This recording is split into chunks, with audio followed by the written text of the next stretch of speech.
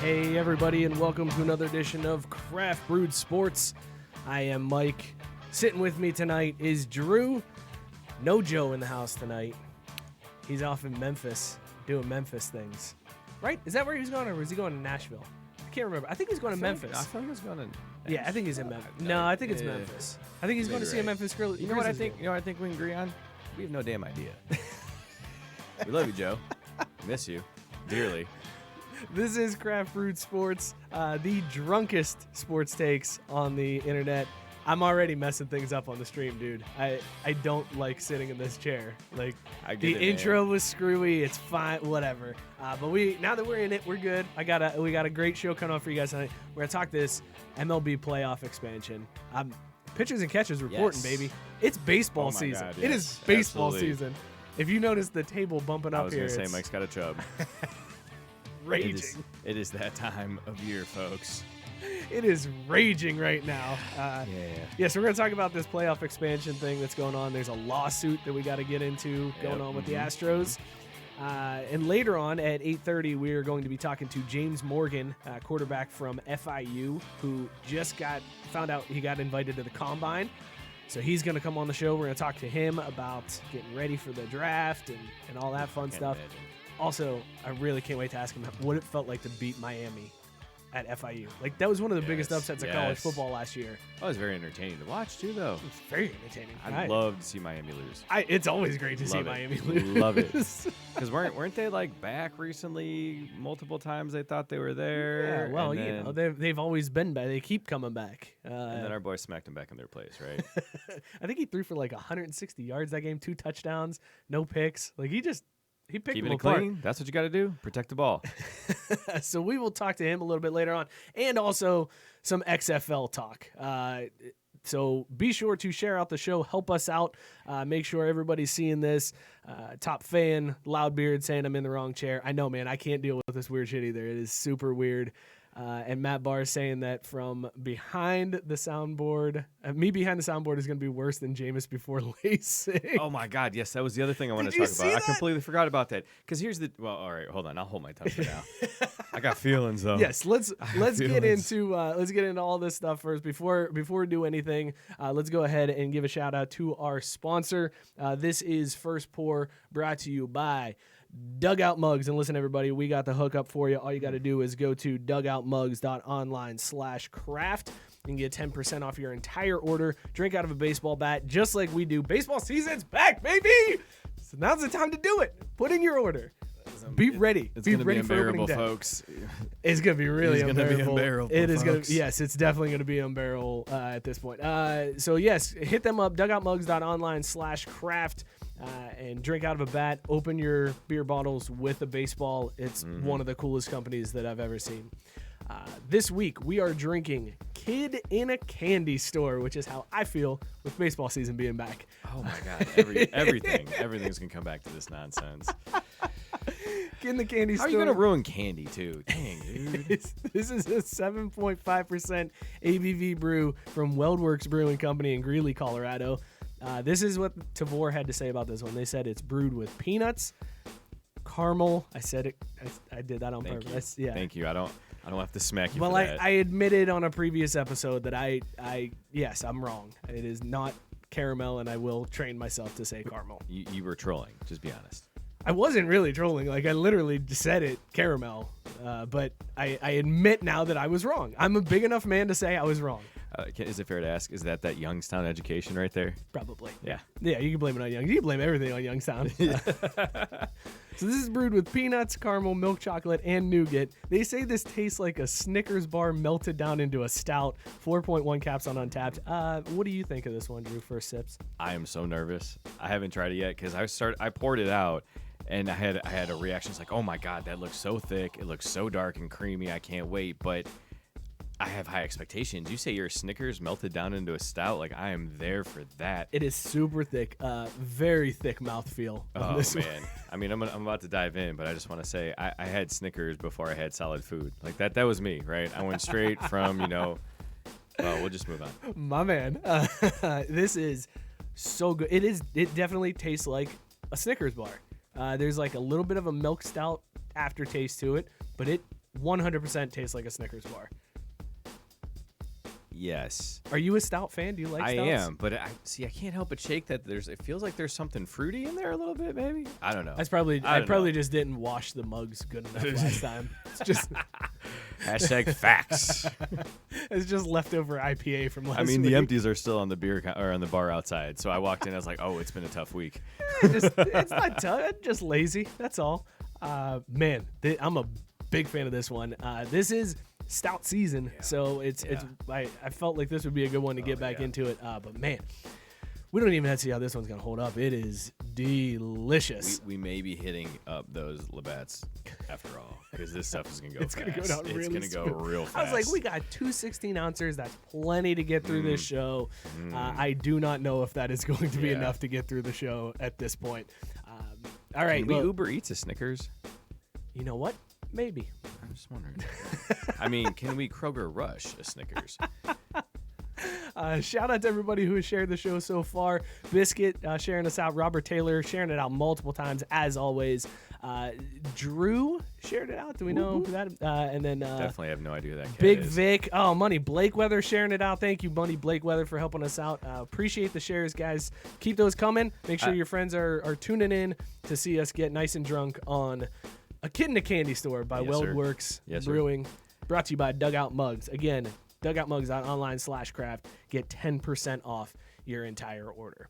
I got to say, I do like how Money Blakeweather just told people to watch. He didn't ask. He didn't say, I recommend. He's just like, watch That's this. because Money Blakeweather is the man, and he's like, look, I called the shots here, and you are going to watch this show. And people do. People listen to him because he's an authority. And he's also, he trains in UFC. I was going to say, he's a scary guy. And he can fight. There you go. Okay.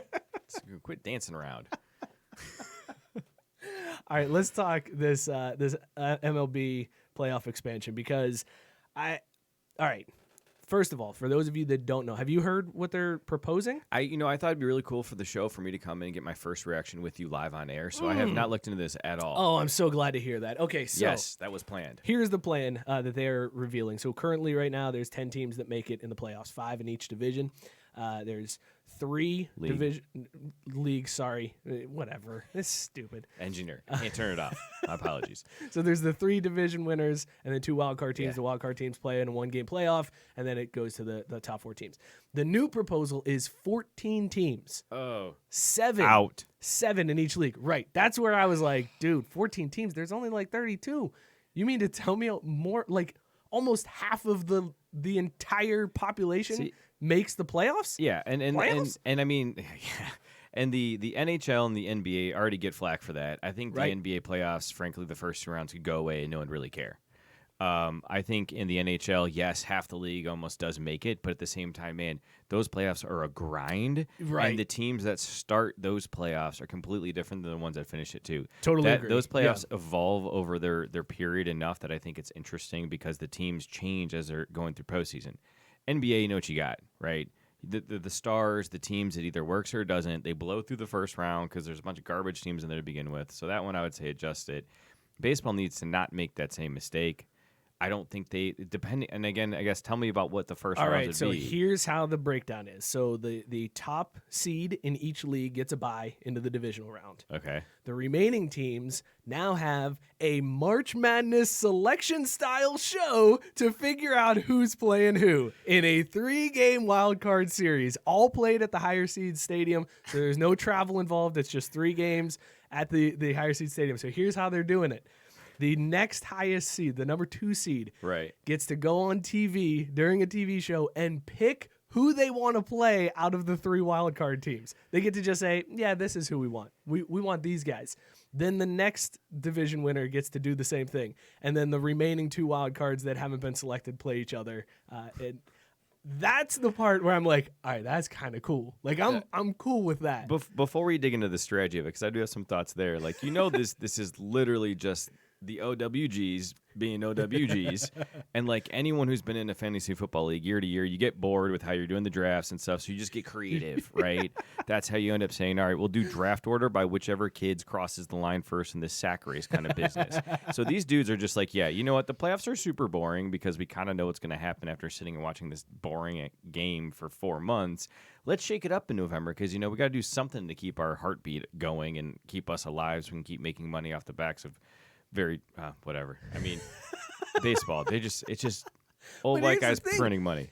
But it's OWGs that don't like to change. This is the game that's like, no, we're going to have one league that has a designated hitter and the other league won't, and we are never going to change that. And you can fight. We'll fight this to the death.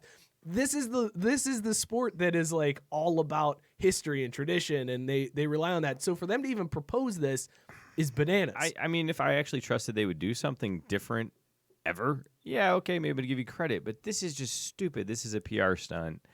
This is terrible. Here's so I'm glad you haven't looked into this at all because there's also a little bit of conspiracy theory that's going on with this one. So the conspiracy theory tinfoil hats that have come out for this, they are saying that MLB never wants to implement this. There is never a plan to do this. They aren't going to change. So instead, they roll this out to get people to stop talking about the Astros. Because with pitchers and catchers reporting, you can't have everybody in the media and every baseball fan wondering what's going to happen with the Astros. How come none of the Astros? They haven't even apologized yet. What's going on with this? What about the Astros? Are they going to cheat this year? They're supposed to be one of the best teams in the AL. Or is it going to be the Astros? Are they going to be tainted again? What kind of measures are you going to take into effect to make sure they're not doing it this year? And instead, people are going, 14 teams in the playoffs? What the shit are you talking about? That's the conspiracy theory? That's the conspiracy theory. Okay, because I wrote down a prediction. That's what I want to do while you're going, so there wasn't, any thoughts of it being tainted. And so what I thought you were going to end with is, can you just read that off for me and then the listeners? Mike's theory will end with Pete Rose getting into the Hall of Fame. That's where I thought you were going with it. Surprisingly, you ended up with something much more coherent. It's not terrible. There's probably a fair amount to that. Where I wouldn't be shocked if they have talked about it in the past 6 months or whatever, and like they're finally like, oh yeah, so now's when we should mention this. I don't know, man. It still feels so kitschy. It feels so gimmicky. Like it's definitely kitschy and gimmicky. Yeah, like because I mean, God. Well, the other thing I was going to ask too is if they go this route with it and the number 2 seed gets the first pick, could they, in theory, because it's baseball and matchups and stuff, what if they want to pick the number 3rd seed? Well, they're not. Well, I mean, is that a thing? Because you put that kind of stuff on the table, and I'm starting to get closer to it being something somewhat worth discussing. Tyson Namuki, it's all good. Yeah. Okay. So let's talk about this strategy. Like Kyle, no. Kyle, Pete Rose should not be in the Hall of Fame. He clearly didn't listen last week. Yeah, go back and listen to Cincinnati Style from last week, which there won't be a Cincinnati Style this week without Joe. I can't handle the graphics and the changes in this show. I can't imagine trying to do the real in-depth graphics that we do for Cincinnati Style. There's no way. I mean, we could just hit hard facts the whole time, and people would tune in for that quality content. No, nobody cares about that. I know, right? It's not a good joke. That's a good joke. That's a joke. So here's the thing about this strategy. If you're calling out a team, you better win that series. You can't call out a team and be like, "This is the team we want to play." That's immediate bulletin board material. And okay, here's the other thing. Oh, real quick, 1 3-game, 5-game series. 3-game series. 3-game series. All at the higher seeds. Home. So there's no travel. It's just you get a 3-game home series if you're a division winner. So unless there's still value there then. And then the 2 remaining wild cards just play each other in whomever's park? Or is it just like they flip a coin? Or is no, it it'd be the higher wild card. Yeah. I mean, it's not terrible. The whole we get to pick who we play is stupid. I like it. That's the only thing that I like about it. You're not going to be... Look, and I hate to say this when we're talking about baseball, and Mike's on the other side of the fence, but I'm a traditionalist in this manner. You should go by who earned to be whatever. What seed. Who earned to be... Wait, hang on. Let's break that one down. Quality right this is the hot take. Who earned whatever. Who earned what to be whatever. That was Drew's analysis on... Mookie. Damn. Sorry, man. I ain't trying to get Googled. We already mentioned you're an Emmy Award winner. I think people could have figured it out. Yeah, there's not that many of them. Yeah. Yeah, humble brag. So you don't like this idea of calling out another team? Because that's honestly the only thing in this whole thing I like. I don't like the whole Selection Sunday type show. That's clearly a cash grab just to get some additional viewers. But I like this I guess idea. maybe what I'm more driving at now, I haven't had to take some time to process this. I'm finally getting there. In terms of like the competition committee, I don't know if baseball has one of those, but there's no way they would ever go for this because there's a lot that goes into baseball nowadays when they talk about setting up lineups, trying to plan out your rotation and stuff like that. And so the way that teams go into the postseason, trying to line up certain guys to go against teams that they may be locked in against, to then just throw that out the window, I don't know how you're going to get managers and player union reps to sign off on that. Well, yeah, that's going to be a problem. That'll be an issue. But as far as what you're trying to say about, hey, look at baseball trying to be progressive and like try things out and at least maybe even consider change. I mean, cool, but like, have we heard about what's up with the baseballs from last year yet? No, right, because we don't want to talk about that either. See, that's how this all started, right? The Astros were to cover up the baseballs, and now the Astros have turned into a thing. So no one's talking about the baseball, so baseball really doesn't care about this at all. Wow. Yeah. This is just breaking news. All like layers on layers on layers of cover-ups that's going on here in MLB. I'm blown away by this. Also, as far as how do you stop the Astros from cheating again this year, give them plastic trash cans, dummy. Not that hard, right? Frisk them for buzzers? Is that the other thing to do? Frisk them for buzzers before they get up to the plate. I mean, I have other ideas on that, but we've got so many people in the world that think they're going to hold a broom upright because of gravitational fields being aligned. It ain't even worth bringing up with this damn crowd. How mad were you? I'm still furious. I was so mad. I was pissed.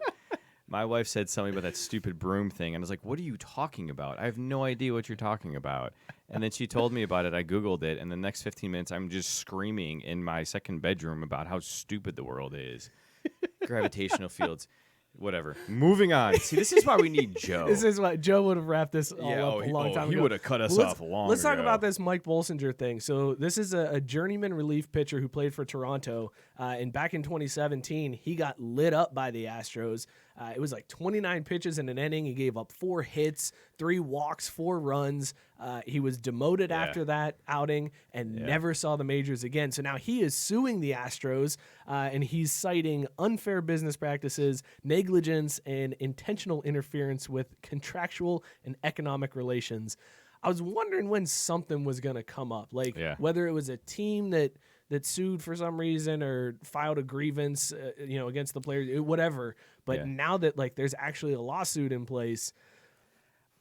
And I would say it's a fairly legitimate one. I'm not going to comment on the legal one because I don't know how you get the team for this, but I believe the guy. Like, one of my favorite movies all time, Bull Durham, right?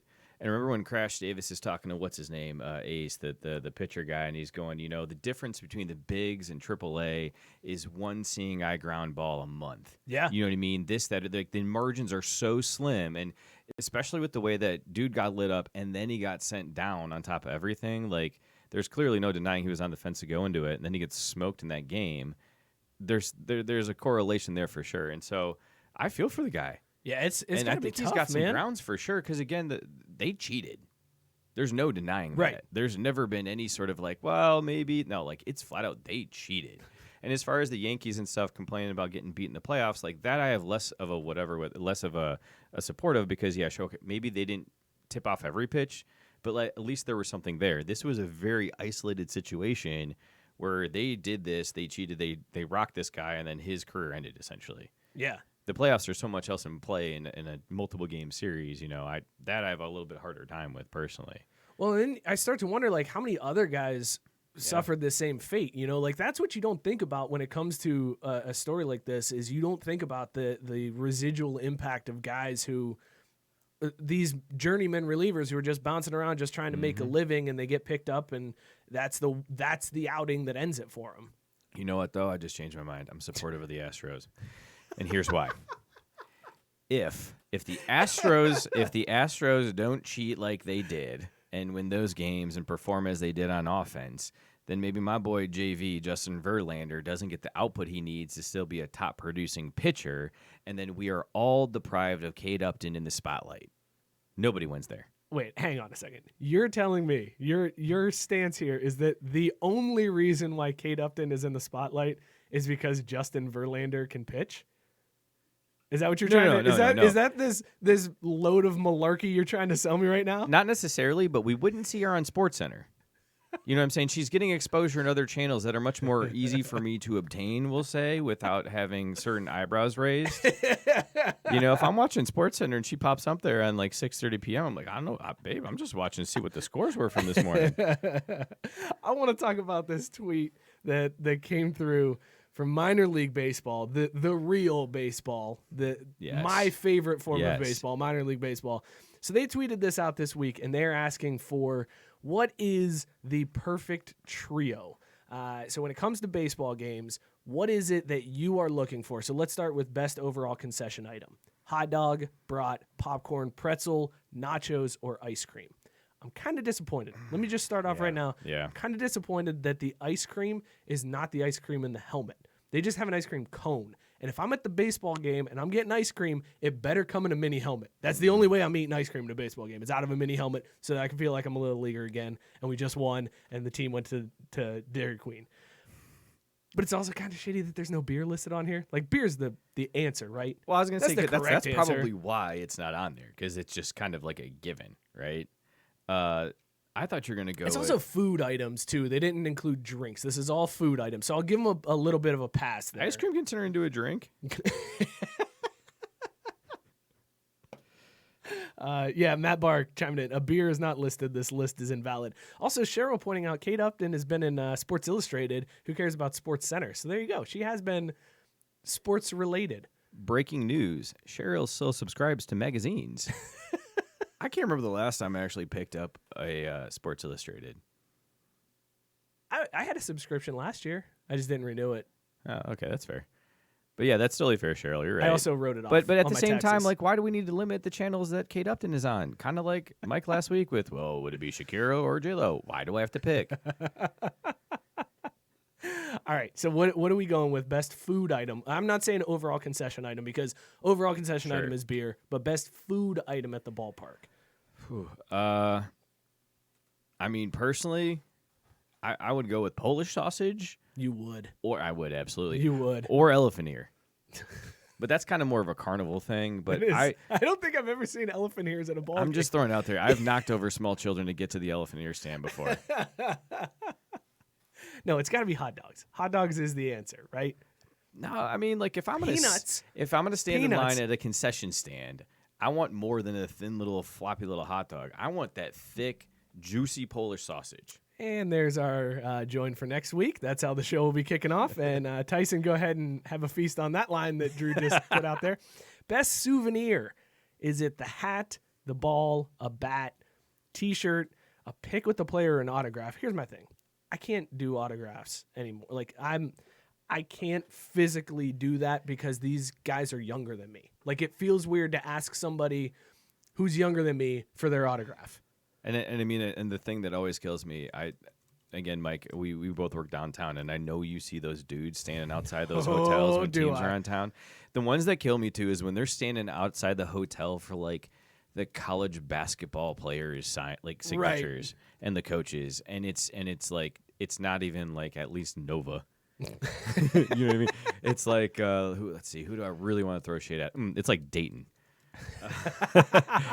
But my question was with the baseball, and have you ever actually caught a foul ball at a baseball game? Never. I've never in my life, major league, minor league, I've never caught a foul ball. Yeah, I feel like that's got to be the answer in here, just because of how difficult it is. Absolutely. So if that's what number 2 is supposed to be, then for sure that. If it's buying a ball from the gift shop, absolutely not. That's not cool. No, yeah, that's not stupid. cool at all. Yeah. I also would you take a picture with the player like along the side, along the field? Man, I don't know. It depends. I kind of feel like you with autographs, but it depends on who it is. Because like I've run into professional athletes once or twice in my life, but I haven't taken a picture with all of them. But then there's been others that I was like, oh my God, I'm so stoked to do this. And so it depends on the guy, I guess. If I saw Justin Abdicator, absolutely. You know, if I saw Dylan Larkin, pound sand, son. All right, so you're on the Polish sausage baseball train so far. Yeah. I'm on the hot dog baseball. At least we agree there. Then best seat in the house. I'll be honest, I've never sat at a big league game behind home plate, but here's what I don't like about that. I would be the guy on TV that when the ball flies a little too high, I'd be the one dodging it, like scared that it's going to hit me, even though there's a giant net protecting me from just that instance. And I can't be that guy on TV that like freaks out every time the ball flies, like a foul ball flies backwards. Oh, I know what you I'm mean, ducking. but my question is, why are you worried about it? Because no one's watching these games. Like, no one's going to see you. Matt Barr makes a good point. Now that if you're over the age of 18, you have to give that foul ball to a kid, right? No. So you're on the hashtag team fuck them kids? I mean, it depends. Yeah, like if there's a kid going for it and he doesn't get it, like that sucks. Like life is tough. You know what I'm saying? Like, but at the same time, that's like, when you get booed though. Like you got to make sure there's no boo kids me all around. day. I don't know who any of you people are. I do not care. Okay, like, yeah, I have a very thin line with tolerance sometimes when it comes to stupid stuff like that. Like cliche, like, well, you got to do this. Why? Like if that ball was hit and there's a kid 5 rows away from him, I'm chucking the ball over there to him. If kid was running all the way from there to try to catch the ball, okay, I'll probably give it to him then. But yeah, okay, so you're you not don't just completely give it to a heartless. kid. Yeah, you're not like gonna search out a kid. But if there's if you grab the ball and you're cheering and everyone's like, "Ah, you got it," and you look around and there's like a kid 2 rows behind you, you toss that kid that ball. Or you do what that one kid did. You ever see that video of the one kid that was wait, like, will his dad buy me beer in return? Probably. Oh, I'm in. Those beers are expensive. Those $11 Yinglings, like, man. If it's like the second inning and dude's gonna buy me beers the rest of the night, that is a great investment. Here, kid, taste this trash that's tampered with anyways. What you got to do? There's a kid that he went viral because he got a foul ball off of the like the ball girl on the side. She like tossed him a ball, so he took the ball. Was she hot? I don't know, No, but he took the ball and then had another ball that he had brought with him and turned and handed it to a chick behind him. So she thought she was like, "Oh my God, that's so sweet!" But really, he got the good ball. He gave her this little league ball he brought. I was gonna with say, him. how old was this kid? He was probably 10 or 12. I am so Somewhere proud around of him. there. He is It going was to do genius. so well in life. It was genius. He's going to do so well in life and still be in jail by 35 because he's going to get caught running a Ponzi scheme. But until then, it is going to be a brilliant ride, son. I thought it was a fantastic idea, and that I'm like, man, Yeah. I should start bringing a ball to the stadium so that I can keep the foul ball and toss it. But anyways, where are we sitting? Where are you gonna sit in this one? I would go either behind home base if they're free tickets, like if it's somewhere I'm like lucking into them. Sure. But if I'm paying for it, I'm going outfield because again, even with a good baseball team, you can find your way to a decent seat later on. And again, it's baseball. Like, who cares about seeing it? Outfield's the way to go. Oh wow, look, this dude's scratching his crotch, waiting for something to happen for 15 minutes. Super entertaining. Outfield's definitely the way to go. So we're going hot dog. You're going Polish sausage. We both agree on baseball as the giveaway, and then outfield is the best seat. All right, good. No, if it's a giveaway, it's got to be bobblehead. Oh, good point. Bobblehead is definitely the way Yeah. to go on a giveaway. We want to give a shout out to our sponsor right before we get into our interview here with FIU quarterback James Morgan. So before we do that, shout out to our sponsor, More Labs. Look, everybody, we got the hookup for you. You can get 20% off your order just by going to morelabs.com and using the code SPORTS.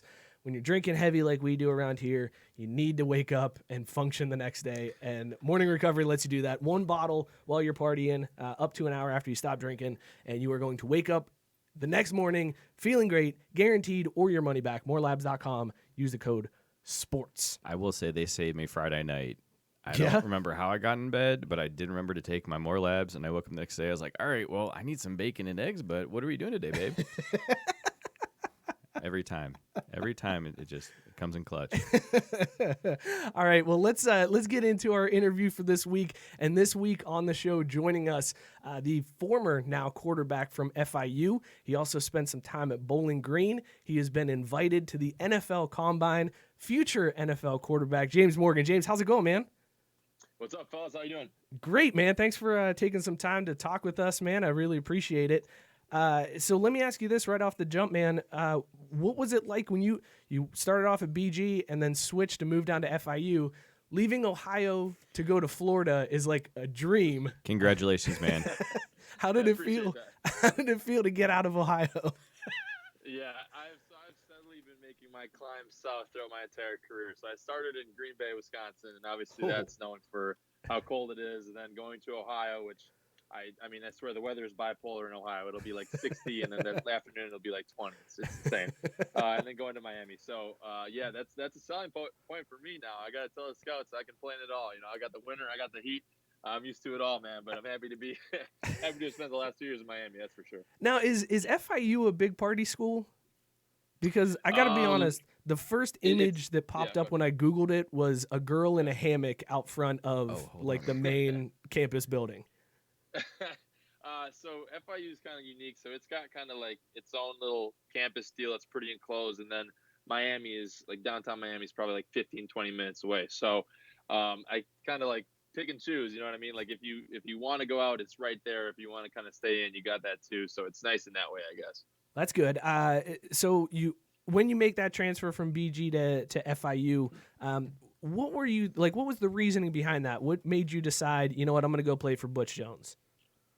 Sure. So Butch Davis. So Butch Davis. God bless it, man. Damn Butches. But honestly, he was one of the biggest factors. And then, you know, just kind of him and the coaches and the experience that they had, and having him obviously been in the NFL, in college, had success at both levels. Our offensive coordinator, Rich Krosky, has been with the offense for 30 years, knew his stuff. And then really just the family atmosphere, you know, just going down there and kind of seeing the culture that they had developed, and they really welcomed me in there, and really thought it was a good decision. Really enjoyed my time there. Your time at Bowling Green, you played under Mike Jenks, and the story goes that he got that job because the AD at Bowling Green Googled best offense in college, and then Jenks' name came up, so he gave him the job. Take me into what that locker room is like with a dude that doesn't really have that type of head coaching experience and gets a job based on a random Google search like that. I mean, you know, Coach Jenks, he had some great qualities about him. Obviously, it didn't work out at BG. I have like no animosity towards him or his staff or anything. There's some great guys, and you know, unfortunately, it doesn't work out. But I think that's you know part of the process. And you know, he certainly landed on his feet at USC as I believe the running backs coach, and you know, a number of those coaches are doing successful in their own careers. So. You know, it's a deal where it's kind of like sometimes it fits, sometimes it's not, and I can't really speak on that. But from my perspective, it just wasn't a fit, and I wanted to, you know, grow and develop as a player. Felt like I should go somewhere else. All right, well, hey, so now that he's clearly proven he can handle the questions like a pro, let's throw you a softball here, yeah. How great did it feel to beat Miami last season? You know, it was an awesome win, and I think probably the coolest thing about it was just what it meant to like the university and to a lot of guys in our team who had grew up as Miami fans and then didn't get recruited there, especially, you know, talking about what it means to people to Coach Davis, you know, obviously having been there before and being able to come back with a smaller school and beat them. But it was awesome, man. You know, the FIU fans came out in full force, got a lot of love on social media. When we came back to the university, there was, you know, just a mob of students waiting for us at the facility to get off our bus, just like banging pots and pans. Got some Captain Morgan chants, which is pretty cool. And, there you go. So no, it was a great win, and just meant a lot to the university, and that's what made it so cool. So to borrow a page from Joe Burrow's playbook, now that you're a professional, what was the coolest thing you got after you guys beat Miami? The coolest thing I got? Yeah, you can be honest now, right? Like you're free and clear, brother. Well, I mean, I wish I could tell you that I got some stuff, but I really, you know, I'm sure it's a little bit different at Power 5 programs than at FIU. I got a lot of student recognition, which is probably the coolest part, but not really anything I could pocket. I'll tell you that. Dude, you didn't even get like a cheeseburger though? Like no one got you a free pizza? No, sir. Oh, dang. All right. Well, James holding on to that line. I respect it, man. I respect that. All right.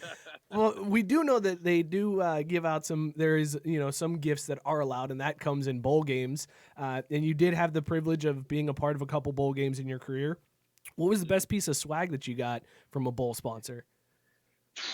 Okay. Well, it was kind of tough because I think probably the coolest gift this year, and it would probably been the coolest gift last year too, was this big Lazy Boy recliner. Like just looked phenomenal. It was like all the points, you know, you get a certain point system, and this was like the most points you could get. So I was all excited to get this thing, but then I realized that like I don't even know where I'm going for training, right? So I got like a Fossil watch, which is kind of like, it's a nice watch, but it's kind of like a, traditional go-to all bowl games with some form of it, and like a sound bar. So that's probably about it.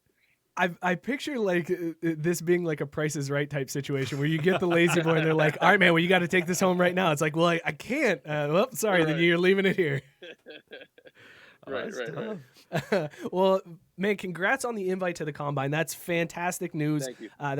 As soon as I saw that on Twitter, I was like, dude, this is crazy. And I've seen some rankings where he fangirled all over. I did fangirl when I saw that. I was like, man, Redhead's doing big things, man.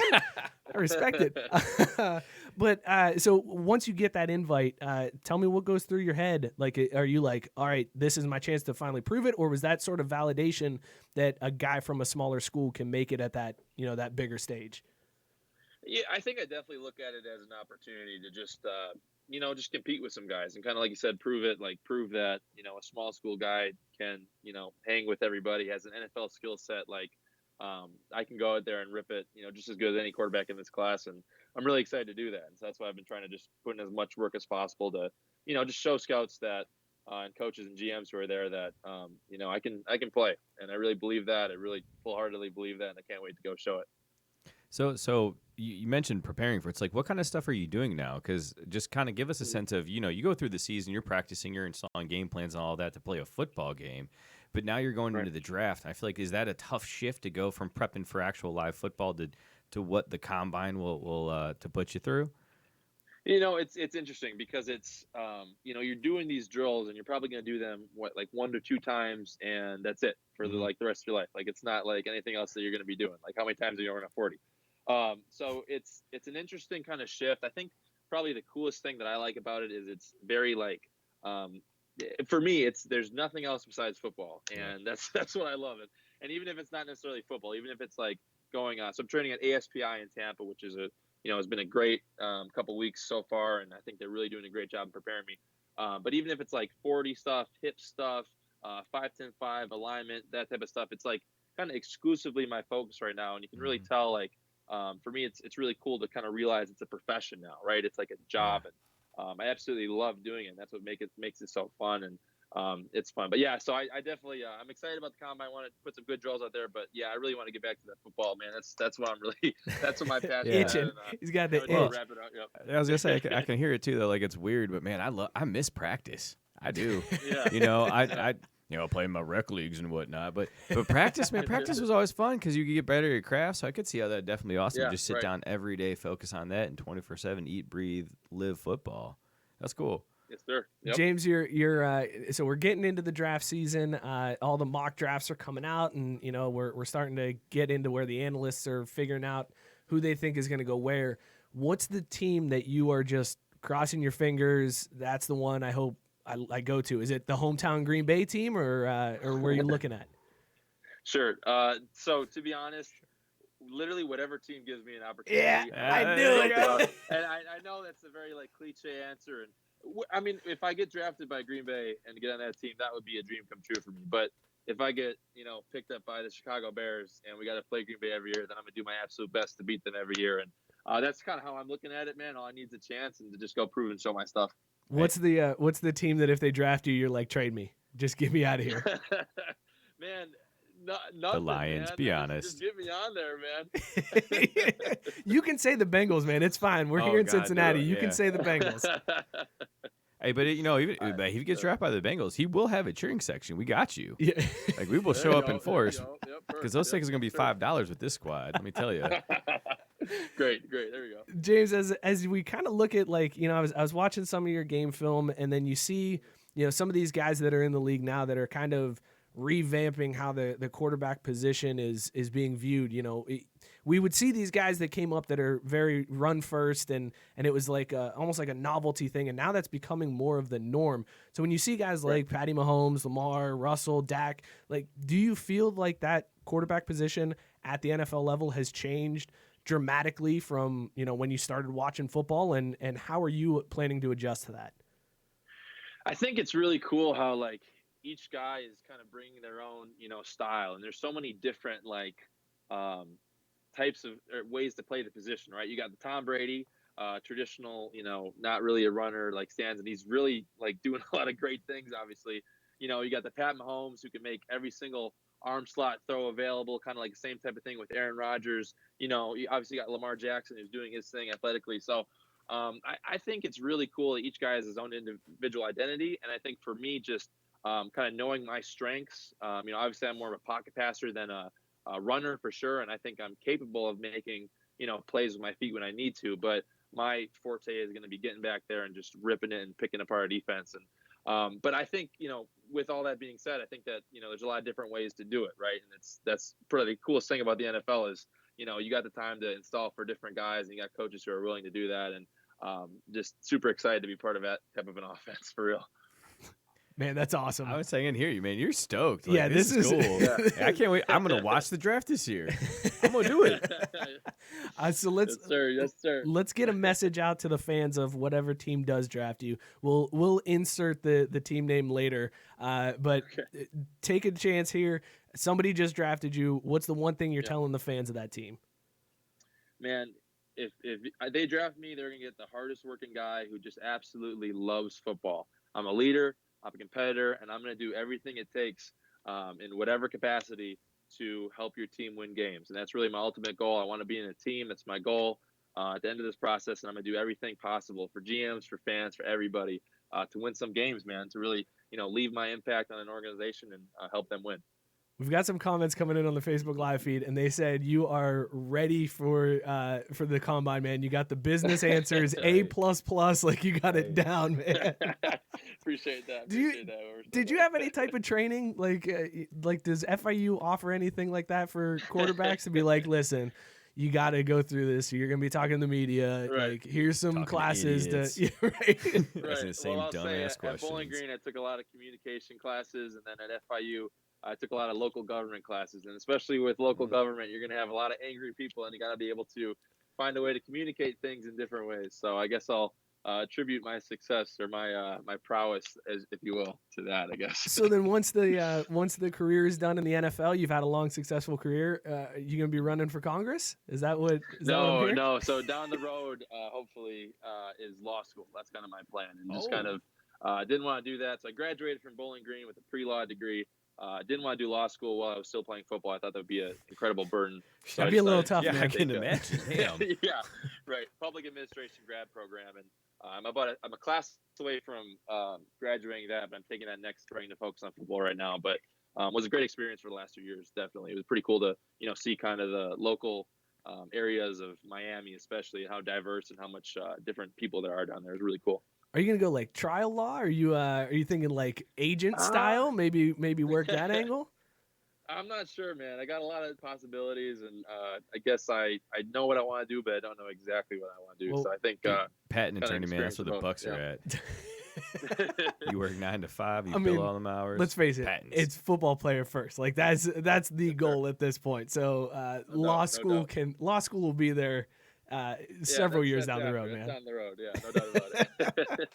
All right, James, we've got a little bit of quick hitter questions that we do. Think of these like those weird combine questions that they're going to throw at you. Which have you All right. have you like done any research on those? Like prepped yourself for, because I think last year somebody said something about like it's some player's mom, and like how do you prepare for that?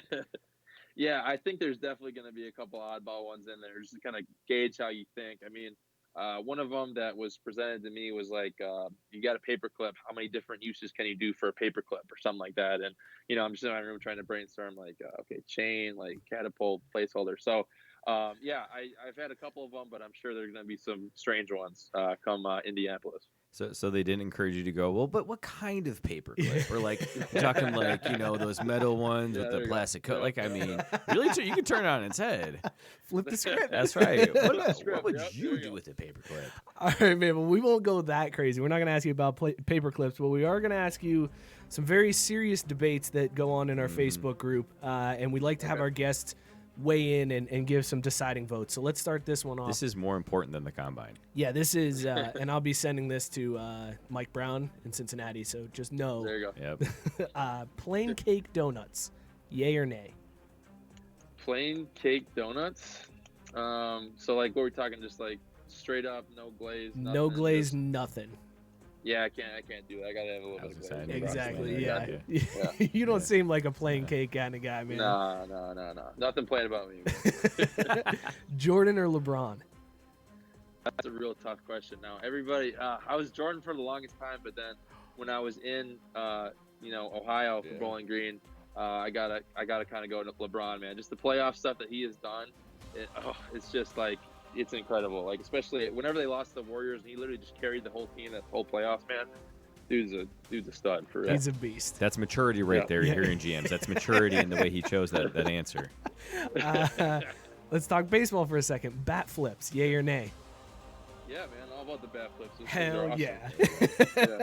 awesome. All right, man. If you're Hit them wearing, Yeah, that's all we need. if you're wearing a dressy shirt, do you button that shirt from the top down or from the bottom up? Oh, jeez. These are tough. I think from the bottom up and leave a little bit, up top. Little chest hair poking out. Yep, Yeah, I dig it. Guy's a pro. When you're putting on your pants, do you zip the pants and then button, or button and then zip? Zip then button, but I've never thought about that before. Wow, that's weird, man. That's weird. I'm not gonna lie. That's weird. Okay. Backwards. Not good. Are IPAs just pumpkin spice lattes for white dudes? Oh, there you go. I'm not a fan of IPAs. Just gotta say, I haven't had a lot of them. Now I've been off of alcohol. I haven't been drinking a lot, but back in the day, I'm a Coors Light guy. I'm pretty. Respect. That way. Yep. Little silver bullet. That's me. All right, that's fair. Is Die Hard? Notice how he sidestepped that question without giving an answer. Yep, didn't give it, but the answer is Well yes. done. The Well answer done. is yes. Is Die Hard a Christmas movie? Yeah. Oh. It's just an awesome movie, man. It's just a freaking. You can watch it any time of the year, but love it. Is a hot dog a sandwich? Okay, this is something like definition wise, like I'm saying no, man. Just hot dog's a hot dog, but I guess like technically it's a sandwich. I don't There know. it is. I'm going like no sandwich. He's put thought into this though. Yeah. I respect that too. Yeah, he lawyered us a little bit too. little He's like, bit. a hot dog's a hot dog. It's Yeah. Hot dog is a hot dog. if you're getting chicken wings, drums or flats? Drums. Ooh, okay. All right. Pineapple on a pizza, yay or nay? Nope. I can do like barbecue chicken, but no pineapple. Coke or Pepsi? Coke. All right. And finally, what's the one team you don't want to draft you? Trying to get a little lightning rod thing. Yeah, All whatever. 32 teams. Come on, all 32 teams. You got a guy here who's willing to work hard. I was actually gonna put that in there a couple of times just to see if I could trip you up at some point. But James, you're too damn smart, man. Yeah, you're on top of You're this. on it. That's a good lawyer technique right there. Yeah. Question. Right. It's those weird personality tests that you just ask the same question over and over again in different ways and hope somebody screws up. James, we really appreciate you hopping on with us, man, taking some time to talk to us. Wishing you nothing but the best. So you're going to be at the Combine. What are you going to do draft day? Where are you partying? Where are you watching the draft at? I'm going to be at home, man. I'll be with my family, and we'll see what happens. Hoping for the best. Lots of drums. I would That you'll say, be, lots of drums, Yep. Coors Light. Yeah, all that no, good he's stuff. off alcohol. Off alcohol. That's the right way to say that. Yep. All right, that's fair. James, thank you so much for Hey, joining wait, us. where can we get at him? You want to throw out the handle? Good point. Yeah, The James, why don't handle? you give people Sure. your social media? I got JMoney12 with 3 Y's on Twitter. Yes. And yep, there's that one. And James Morgan _12 on Instagram. And I'm Right expecting a lot of Instagram shots from the Combine, hanging out with Joe Burrow and all that good stuff. So do it for the gram, man. Yes, sir. Can't wait to go down and compete. James, thanks so much, man. Best of luck to you, bud. Yeah, thank you guys. Really appreciate it. All right, cheers, man. That was Peace. James Morgan, former quarterback for FIU and a future NFL player. Dude, he's got the answers down, man. Oh, yeah, he is on top of his game. My man's got it. That was... You're going to nail that interview. I guarantee, yeah, no doubt. No, was your mom a stripper question going to trip him up? And again, he'll probably be like, now what do you mean by stripper? And who is mom, really? I mean, let's dig into this. Guys are going to throw these GMs on their head, and they're not going to know what hit them. James's interview is brought to you by MyBookie. Be sure to use the promo code 12ounce sports to get a 100% deposit bonus up to $1,000. Be sure to tune into all of the gambling shows here on 12 Ounce and then put that knowledge to practice on MyBookie. Make sure to use the promo code 12ounce sports. That's 12OZ sports. You're going to get that bonus. You can find their banners and links on every page of the station site at www.12ozsportsradio.com. Oh, it was low. I tried to hit the drop, and it was low, man. Yeah, it's not like, you failed at the one thing you were supposed to do tonight, but that's fine. I'll hit it again. I don't care. There it is. There we go. There it is. That feels so much better. So did you did you put any money down on the XFL on MyBookie this weekend? I ended up not. I kept trying to, and I the problem is that the game times are a little weird. Now, I appreciate that they had to kind of schedule on, like, I don't know, real content on the airwaves and stuff like that, but the 2 and 5 p.m. kickoffs on Saturday kind of threw me. Like, I'd wanted to, but the thing that got me the most excited was I turned the game on after remembering it was on, and they had the lines right there on the score widget thing. Dude, yes. Like, I like that. And I know I'm getting a little ahead here, but I was just kind of trying to buy you time while you vamped on stuff over there. I appreciate it. Yeah, but, thank you. I had to send James a thank you. Yeah, I mean, again, the guy, great content. He's a great interview. Okay, so how did they even set those lines in the XFL? Because I was very confused. This is a brand new league. These are players that you don't know anything about. Well, you know something. They had tape. The guys had tape somewhere. Most of them went to college somewhere. Now, the tough ones would be like the D3 guys, the NAIA guys. Right, but they also haven't played in however long. Like, I mean... Oh, it was strictly a paper line. Yeah, but that's the only way I can make any sense of it. They were on it. Like, Vegas was... No, every under hit dude, by like a good amount. No, the first game, the DC game, the over-under was 51.5. Yeah. They hit the over because there was a field goal that put them over, but they called running into the kicker. Right. So they took the field goal off the board. Right. And then it was like 1st and goal from the 7. And then the dude fumbled the ball. DC recovered. And I was like, there's the under. Are you kidding me? I'd be furious if I had the over. Oh, in no, that situation. That was definitely a bad beat, which, it was again, a horrible beat.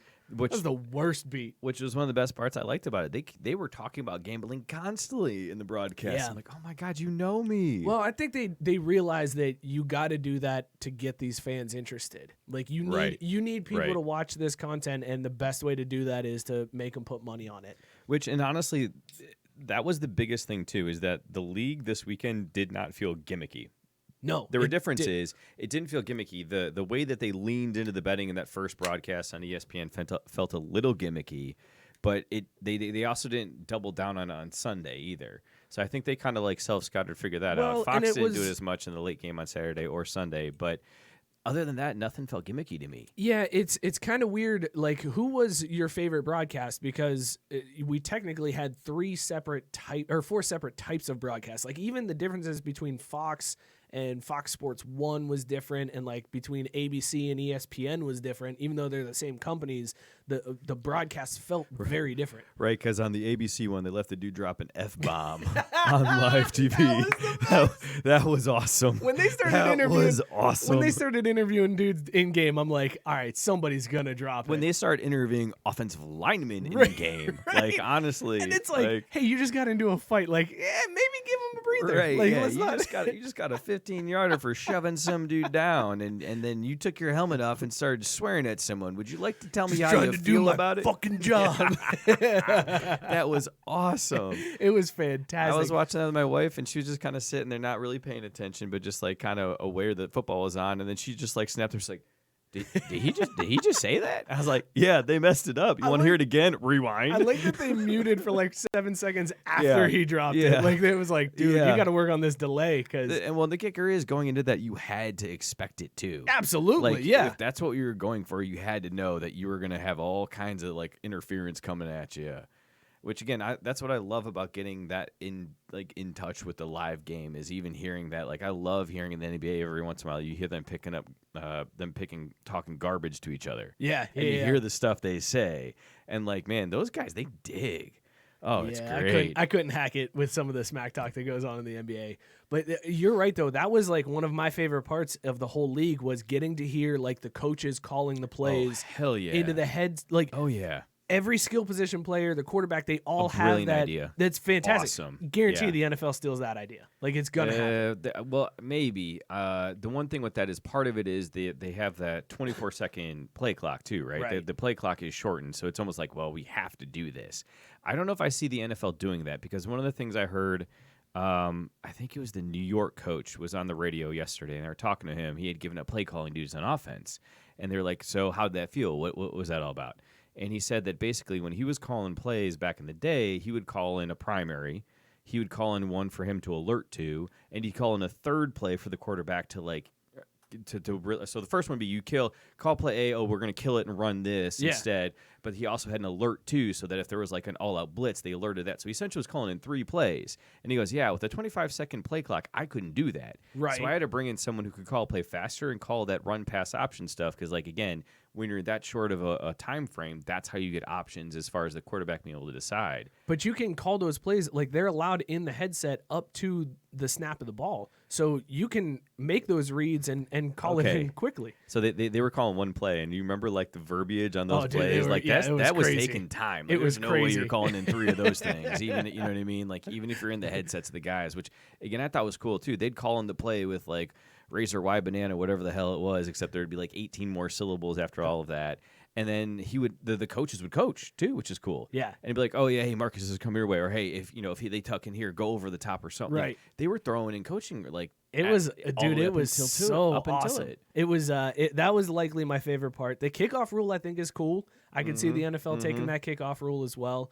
I'm still kind of lost on the punts and like the touchback rules. And I honestly thought when they were talking about it leading in last week, and I was like, wait, so we just don't kick field goals anymore?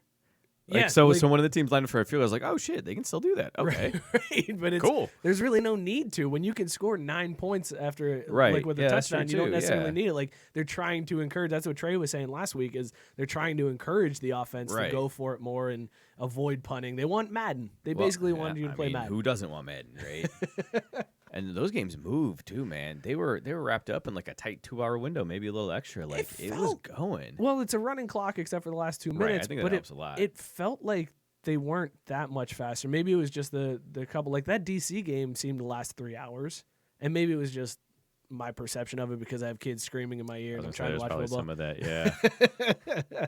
That's a very real possibility. They'll go to bed after the football game. Oh my God, this is still on. There's a possibility that was it. Yeah, that's likely what it was. So, do you think the XFL sticks around this time? You think it lasts? I think it's got a shot. I think it does because I think it's real football.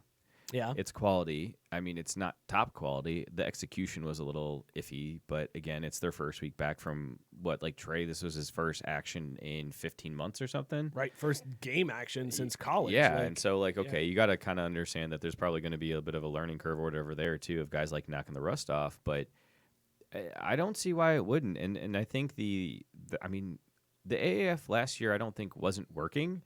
They just ran out of money. Which I'm not quite sure how you do that, but it seemed like there was an appetite for it. It seemed like it had to find a niche market kind of deal. You know what I mean? Like there's the way that sports are broadcast these days is that you can watch you can watch axe throwing. You could. Like there are channels to watch all kinds of crap, and you mean to tell me that you can't sell more football to Americans? I mean, come on, like.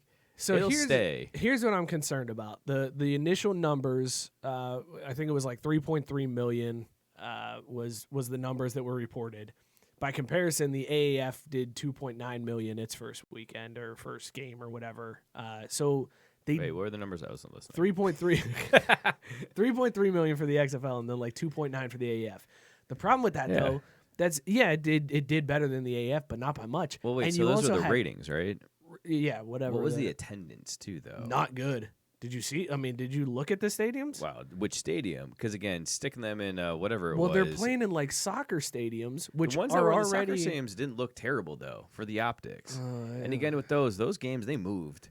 Yeah. So I don't think it's the worst thing. I think it's actually probably a more friendly product for the fans than the NFL may be with the duration and I all think that. you're looking at, like Matt Barr pointed out, the DC Defenders tickets are more expensive than the Washington football team tickets at this point. Like they're in markets where you've got crappy NFL teams. Like New York is all in on the Guardians now. I saw those tweets constantly over the weekend where like New York Guardians are playing the best football since who knows when, since the Giants won the Super Bowl. Well, see, and that's why it makes sense if those tickets are more expensive. It's like, hey, this team doesn't come with baggage and a history of losing and letting me down.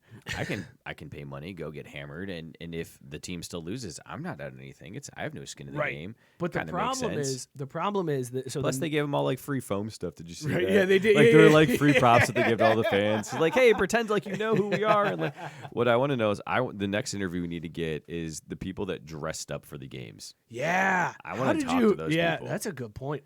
Let's do some research. See what we can find out. Hey, get at us at Craft Brewed Sports. At Craft B Sports. That's the Sports. Twitter handle. See, I knew it couldn't just be Craft Brewed Sports. That'd be too good. It's too long. Yeah. It's too long. It doesn't fit. Get it together, Twitter. Okay, so back to my point. So the numbers weren't that much better than the AAF, but you also had backing of ESPN and Fox pushing the XFL, like going into that first weekend. Right. So to have those two backing the product and it doesn't blow numbers out of the water compared to what the AAF was, that's a bad sign to me. But what are we comparing it to? Because like to if the you're AAF. trying, okay, that's fair. Yes, that was the comparison you were literally just making. But my point is, compared to like the NBA, MLB, MLS, like where does it stack up with that? I frankly clearly have done no research. I didn't research that. I just saw the numbers. It's not going to be NFL numbers, clearly, but I don't think there's an expectation of it because the other part of it too is they do literally have the backing of the WWE as an organization, so they have funding and they have time to figure stuff out. That's the other concern I have with the league in general, and I have this concern with any league where there's one guy that owns it, like where there's one owner. Because it's one dude with stake in the game. That's why the AAF, when they ran out of money, when things started falling apart, it was like, dude, this guy's going to bail. The reason why I think leagues in general can succeed and can be a little bit more risky and can take some hits for longer is because it's sole ownership over a team. There's not one person that owns every team. So if the team starts to struggle, they can sell off that team. The league continues to, they can keep going. You got 8 really rich OWGs instead of just one rich OWG who's got his money in it. Because as soon as the ratings start to slip a little bit and sponsors start getting shaky, they're more likely to pull out. No, because then Vince will just put his own stuff on air.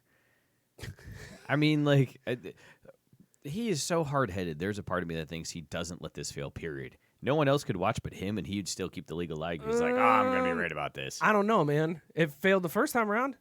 He's the same guy. He pulled the plug after a season last year. That's because I think honestly the first time he looked at it and goes, yeah, I can't market this. This is a bad idea. Clearly, of course, no one's going to sign up for this product. You know what I mean? Like, yeah, you had basically strippers on the sideline. Like, that already kind of like it was very attitude. It was like, attitude era WWE for sure. Again, the last time around. That's why I'm like, yeah, it feels a little different. It feels a little bit more measured. They've got Oliver Luck in charge of like actually running the thing. I just get worried that when it's one dude's money that's backing the whole thing. I think that model works for something like the Big Three, where you don't have home bases. You're not paying a stadium rental plus employees at that stadium, concession stands, all that stuff. You're not paying for that in whatever 4 different cities at the same time. The Big Three, you can have one guy own it because you're going town to town like a circus, and you don't have that overhead that you do if you're the one guy cutting checks for everybody that's in the league. That's a rough spot to be in, man. And I feel like as soon as things start to take a downturn, you're more likely to be like, I got to cut my losses. I got to get out. Something else that you're maybe overlooking with this is that that one guy, what else does he own? WWE, right? Right. But he also how much did Fox pay WWE for their broadcast rights recently? I have no idea. Billions. It was in the billions, right? So that's the other part of it is that Vince does kind of have leverage there too, right? These guys, these billionaires don't look at it as oh, I lost $1 million this week because the sponsor pulled out. They look at it as I lost $10 million because over the next 10 weeks, this sponsor is gone. Like they don't, the mindset is totally different. You can't think like us, where I'm it's just like, saying shit. Like, yeah, of course it's still cool. Fox paid billions of dollars. I'm just saying he has leverage. He has run rate. He has a way to sort of tweak it in his favor. He can negotiate more favorable deals than the AAF That's did. for sure. The AAF didn't have any room to come in. He has already long-standing relationships with other sponsors. Like, I don't know specifically, but I assume like Coke and Pepsi or whatever sponsors WWE, well, it's going to be like the NBA and the WNBA. Like, hey, you want to get a piece of the NBA action? We're going to throw some at the WNBA anyways. Like, so there's going to be things like that work in his favor. I'm not as worried about it failing in like the first year. I feel like if anything, it's going to be 3 and then it'll shudder because it's like, okay, we tried things out, we worked it out. But the other fact is I don't see how this isn't beneficial to football, period.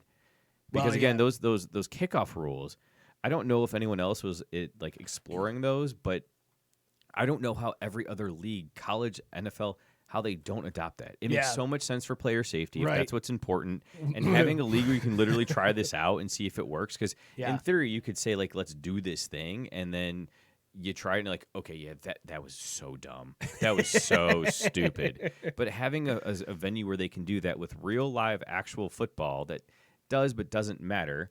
Because with, again, the Vegas money on NFL games and the actual player but salaries and the revenue there, you're not going to screw with that.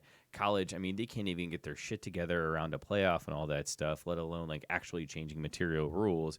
So they're never going to budge. So having a venue where you can do this stuff is going to add value. So I think the football community also will be a very large part of trying to make this succeed. It's just like when 2K Sports was out and Madden had to actually innovate and do different things instead of just being like, hey, remember that game from last year? We got new players. Have fun. You're paying $55 for it, dummies. The uniforms got updated too. Right. And us dummies just kept buying it. I'm interested to see. We'll see how the XFL holds up. I don't know. I just don't have much faith. I choose to believe it'll work. I'm glad you do. I like the product. I liked it. I enjoyed what I watched. Really That's entertaining. why I don't want Vince to get spooked and pull out. Like I want him to, Vince, plow through, baby. Yeah, because your other children turned out so well.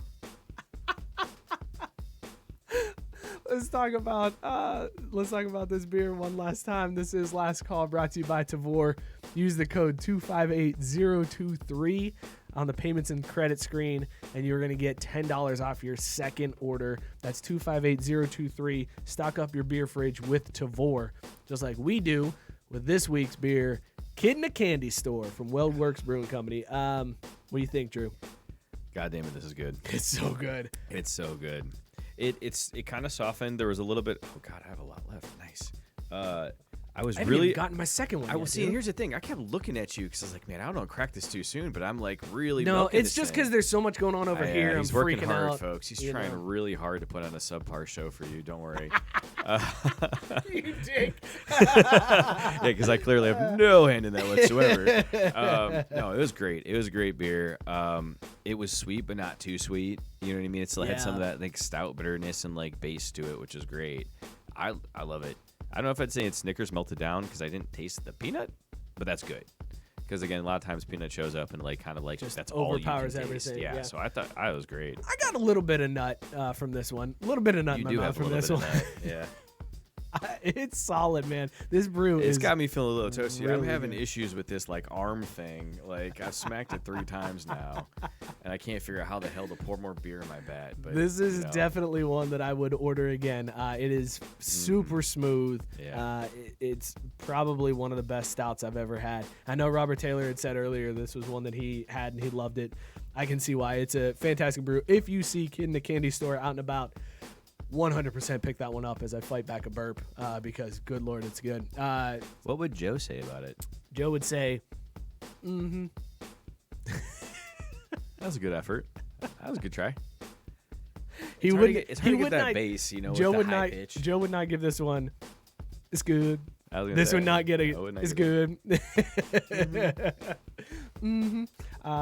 This is Last Call, brought to you by, again, Tavor. Use the code 258023 and get $10 off your second order at Tavor. Man, this was a fun show, dude. Yeah, this went by quick. It goes by real quick, Yeah. man. Every time it goes by flies. super quick. And also, I survived. Thank God Joe will be back next week because Yep. I can't handle it. But then he's gone again for like months. Next week is the last week that Joe will be here until like June. Maybe we should just like call in a tip about him or something and just kind of get him put on administrative leave. Is that dirty? Is that bad?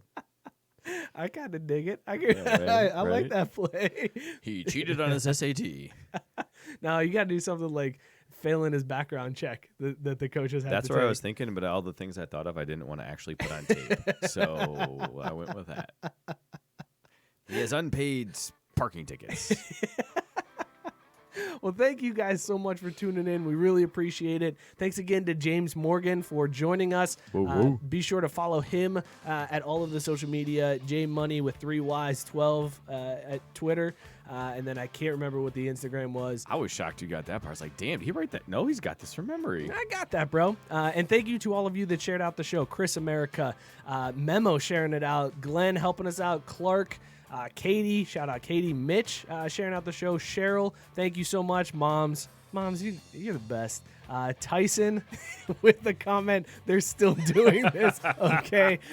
Great share, Tyson, as always. Thank you for tuning in. We really appreciate it. Be sure to subscribe, rate, and review wherever you get your podcasts. Thank you to 12 Ounce Sports for hosting us, for showing this on all of their platforms as well. Be sure to follow at 12 Ounce Sports for all of the shows that are on the network. You can follow us in between at Craft B Sports. Be sure to like us on Facebook. We are at Crappy Sports on Instagram. Subscribe to YouTube. All the videos get put up there as well. One more Cincinnati style show next week, and then we'll probably take a break from that. So be sure to tune in for that next week. Thank you guys so much. Where'd you get that hat? I got this hat at the Craft Brew Sports store. Thank you, man. Oh, dude, that's sweet. I didn't know they had one of those. craftbrewsports.com/shop. Rep the show. T-shirts, sweatshirts, hoodies, tank tops. We got it all for you. Ooh, sexy tanks. Thank you for tuning in. Cheers, everybody. Peace out.